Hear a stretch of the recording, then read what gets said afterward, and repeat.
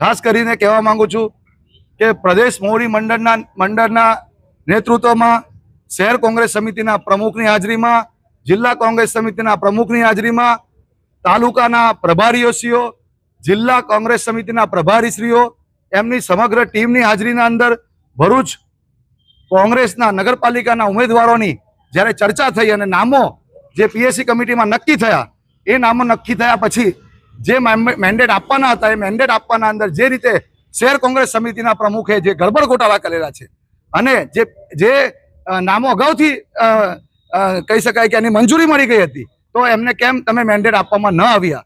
અને એ મેન્ડેટ આપવામાં તો ન આવ્યા, પણ તમે એટલું કન્ફ્યુઝન ઊભું કરી દીધું કોંગ્રેસના કાર્યકર્તાઓ વચ્ચે કે આજે કાર્યકર્તાઓ અંદર કહી શકાય કે બંને કાર્યકર્તાઓ વચ્ચે મનદુખ થવા પામ્યું છે. એનો તમામ કહી શકાય કે ભરૂચ શહેર કોંગ્રેસ સમિતિના પ્રમુખ સલીમભાઈ અમદાવાદી જવાબદાર છે.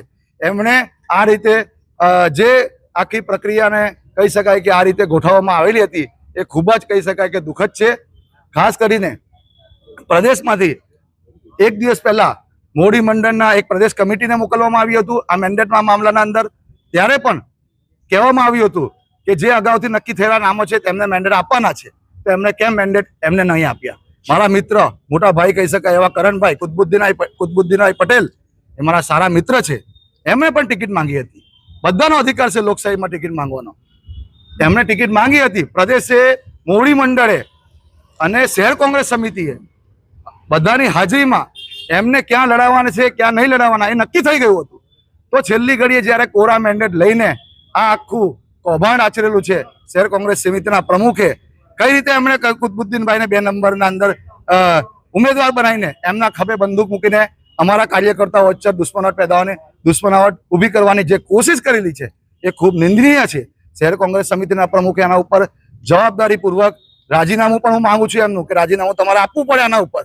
તમે એક જવાબદાર છો, જવાબદાર નેતા તરીકે તમે આ શું કરી રહ્યા છો? તમે કોંગ્રેસના કાર્યકર્તાને અંદર લડાયા. જિલ્લાના પ્રભારી શ્રી મનહરભાઈ પટેલ એ ખૂબ સારા અને સાચા નેતા છે. તેમણે 2 દિવસ પહેલા જ એમને ગતિવિધિ ખબર પડી ગઈ હતી, એટલે જ એમણે પ્રભારી પદ છોડી દીધું. મેન્ડેટ હાથમાં ન પકડા હતા એમણે, એટલે કે એમને ખબર હતી કે શું અહીંયા ગોટાળો થવાનો છે. એટલે એમની સ્વચ્છ છબીના કારણે એ વ્યક્તિએ આજે ભરૂચના મેન્ડેટ અસ્વીકાર કરેલા હતા.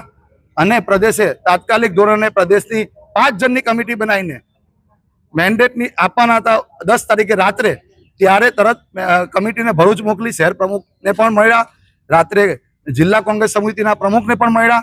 ત્યાં બાંયધરી બધી લેવામાં આવી હતી. એ પછી પણ આ રીતે ધંધા કરવામાં આવ્યા. એ ખૂબ કહી શકાય કે પોતાની મનમાની ચલાવી છે. એ કોંગ્રેસ પાર્ટી ક્યારે પણ ચલાવી નહીં શકે. અને આવનારા દિવસોના અંદર, આ ચૂંટણીની અંદર કહી શકાય કોંગ્રેસ પાર્ટીના યોદ્ધાઓ કહી શકાય કે ભારતીય જનતા પાર્ટીને ધૂળ છકાવશે જ. પણ જે રીતે આ કાંડ થયો છે એના ઉપર અમે ખૂબ કહી શકાય કે ખૂબ નિંદનીય ઘટના છે.